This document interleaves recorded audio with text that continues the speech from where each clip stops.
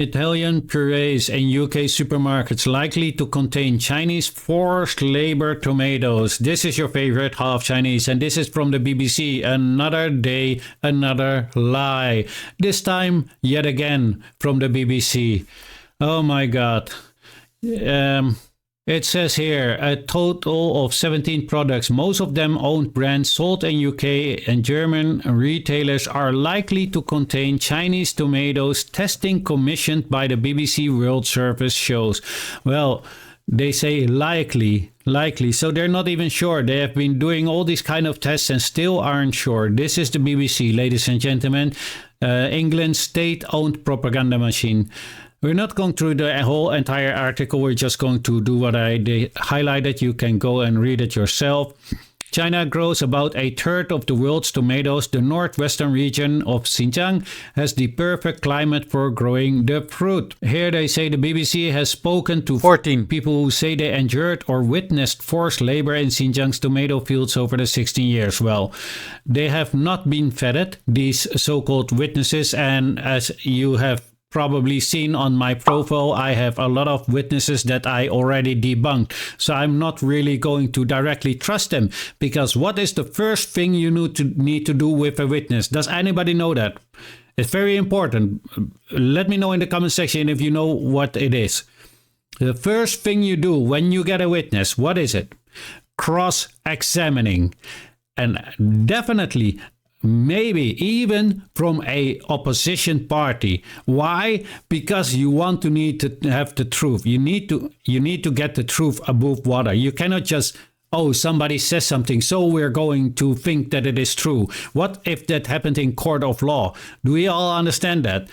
First thing, if you want to have a credible witness, you need to have cross-examination. It has to happen. It never happened in the case of Uyghur witnesses. So that's also so easy to debunk.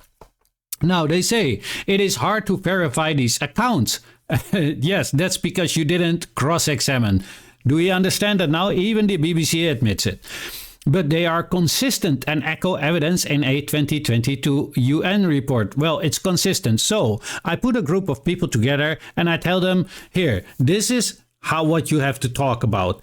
This is it. Okay, well, everything will be consistent, wouldn't it? And probably it will be somebody from the BBC who also asked for that article or for the report of Adrian Sen's, of which Adrian Sen is itself said, I didn't have enough evidence. But they keep insisting. I will show it in a tweet. He said that.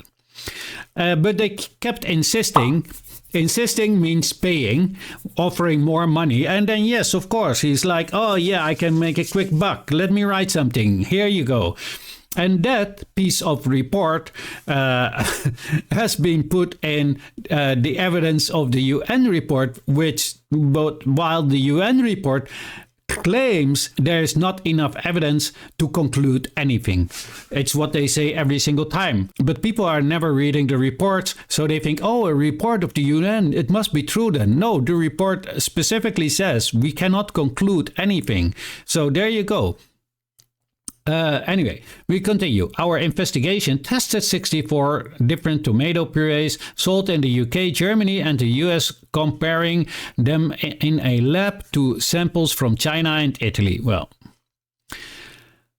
in response, all the supermarkets said they took these allegations very seriously and have carried out an internal investigations which found no evidence of Chinese tomatoes. Many have also disputed the testing methodology used by our experts. So all these companies do not agree with the way or with the methodology which the BBC experts are using. Maybe that is because the BBC doesn't have experts, they just have story writers.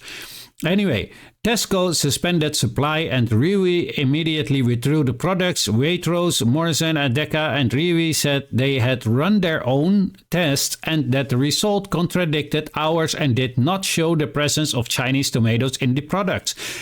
And this is what it is about. So what is the UK doing here? They are going after private companies, putting pressure on them, forcing them not to buy from China. And that is the same thing that they did with the cotton. Because mind you, why are they doing that? Well, they are doing that because their boss, the United States, orders them to do so. Because China is a top producer of tomatoes and the United States is number 4 now. They want China out of the way so they can take the place, like they did here with the cotton production. Do we see? China is number 1, and then we have India. We see that here, right? China is number 1, India, Brazil, and then you have the United States also number 4. And that is why they wanted to destroy the cotton industry of Xinjiang. Now, mind you, if you destroy the cotton industry of Xinjiang, a lot of Uyghurs will not have a job. And they will not have a livelihood. That is against human rights. The only one who is violating human rights or is trying to violate the human rights of these Uyghurs are the Western countries, who are in cahoots with the United States to constantly trying to destroy the livelihoods of these Uyghurs. But he added that in future we will not import tomato products from China and will enhance our monitoring of suppliers to ensure compliance with human and workers' rights. And there you go. And that is already. So in this paddy, this brand, you should recognize and you should never buy from them anymore because they don't want that Uyghurs have a good life and can earn a living from tomatoes. We should list all these companies and stop buying from them, honestly. Everybody who is boycotting anything from the Uyghurs, boycott them. So hereby the United Kingdom or England, whatever it is the name that you have, because it's still unclear, with your BBC. From now on, also you are on my blacklist. I will never buy any product of you ever again. Somehow you slipped through. I was only boycotting the United States, but you will also be on the boycott list. And I think every single Chinese should also do exactly that.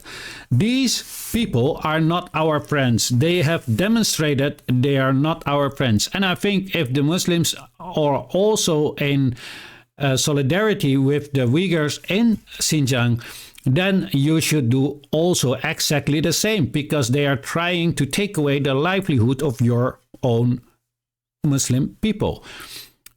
This article describes it perfectly, and that is why I'm going to use it so I do not have to write it myself. I'm kind of lazy lately. In Xinjiang, both cotton and tomatoes are basically mechanized. From planting to harvesting with little use of manpower. This year, more than 30,000 acres of processed tomatoes in Shawan City, Tacheng Prefecture, Xinjiang, are 100% fully mechanized. An efficient harvesting machine can harvest 100 acres of land in one day, which is equivalent to the total manual picking volume of 150 people in one day. According to the latest data, the mechanized cotton harvest rates in Xinjiang has also exceeded 85% as an international renowned media, the BBC, published such bottom-breaking and distorted reports on the Xinjiang issue, which is really shameful. Well, it is not according to the people from England because they don't know what shame is. It doesn't exist in their dictionary. And if it does, then that is probably also a lie. You cannot trust anything from them anymore, right? Xinjiang is one of the 3 core tomato producing areas in the world, and processing tomatoes is one of the important industries for people in Xinjiang to generate income and become rich. Now, without any evidence, the BBC is pursuing the black label of forced labor of Xinjiang tomatoes and then putting pressure on global manufacturers, stores, and even consumers to prevent the sale of used Xinjiang tomatoes. And that is exactly well worded. That is exactly what they want. And that is exactly what they also tried with the Xinjiang cotton. And that was for me the time when they started with that I said, I am not going to use any American products. That is also when all the Chinese started to boycott H&M, Zara, and all these companies that signed up to destroy the cotton industry of Xinjiang and put all these Uyghurs out of a job. This is why I started to support Chinese clothing, because of specifically looking for clothing made from Uyghur cotton to support the Uyghurs instead of supporting fallacious capitalist, heinous human rights abusers who are hypocrites with pointing their finger as if they have any moral authority in the world after their slavery, colonizations, forced labor, etc., and their endless wars on the Muslim world, mainly in the last 2-3 decades. Isn't this a kind... we continue. The BBC is engaging in media trial by making false claims. Isn't this a kind of bullying of the people of Xinjiang? Xinjiang tomatoes, like Xinjiang cotton, are highly quality products that are well known overseas and are well known to every household.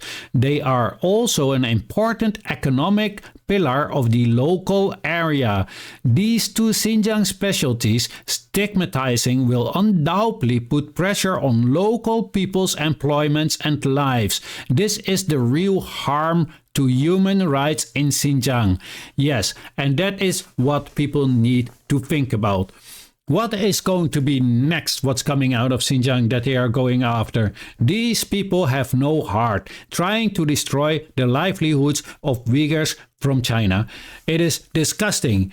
And then they are having the guts or the audacity to wag their finger and talk about human rights. They don't even know what it is. And mind you, this same BBC also was talking about Saddam Hussein having WMDs. Was that true or was it a lie? Well, spoiler alert, it was a lie. And what happened because of that? Well, 1 million people lost their lives because of the wars that this country, the UK, not China, the UK, together with the United States and the rest of the NATO dogs, went to war with Iraq. So they went to war under false pretense with Iraq, while Iraq didn't do anything to them at all, destabilized the entire nation up until today. And then they also did Libya. They also accused Libya of having slave labor and slavery, right? Which was also another lie and also was in the BBC. It is, again, they have been lying and lying and lying. It is very safe to say every time that the BBC lies, people die. Every time that the West is lying, people are dying. And it's always the same story. First, lie, throw as much mud against the wall and see if it sticks, and then up, okay, let's go, we're going to war. Because this is the only thing that the West knows, is war, lies. That is the only thing that I know of the West in my 51 years of existence. Telling fallacious lies and taking the lives of millions of other innocent people, and then turn around and wagging their stinky, smelly finger and talking, having the audacity to talk about human rights while they have no idea what it actually entails. Anyway, let me know what you think of this in the comment section, but please keep it respectful. This is your favorite half Chinese, and as always, have a great day.